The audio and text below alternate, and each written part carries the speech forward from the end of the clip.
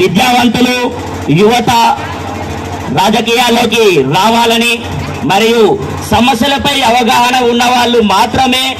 వాళ్ళని మాత్రమే ప్రజలు ఎన్నుకోవాలని చెప్పి ఏదో బతుకు తెరువు కోసం రాజకీయాల్లోకి వచ్చి ప్రజల మీద ఎక్కి వాళ్ళని కష్టపెట్టే వాళ్ళని మీరు గుర్తించి వాళ్ళకు తగిన బుద్ధి చెప్పాలని ఇటువంటి నినాదాన్ని మీ ప్రజల్లోకి తీసుకెళ్లాలనేటువంటి ఉద్దేశంతో నేను మునుగోడు నియోజకవర్గ ఎమ్మెల్యేగా నామినేషన్ వేయడం జరిగింది. నేను నాకు మంజూరైనటువంటి ప్రతి ఒక్క రూపాయిని కూడా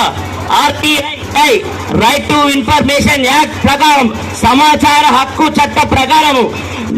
గవర్నమెంట్ నుంచి ఈ యొక్క నియోజకవర్గంలో ఈ యొక్క ప్రాంతానికి మంజూరైనటువంటి ప్రతి ఒక్క రూపాయిని ప్రజలకు తెలిసే విధంగా ఖర్చు చేస్తానని, అందులో ఎటువంటి అవినీతి జరిగినా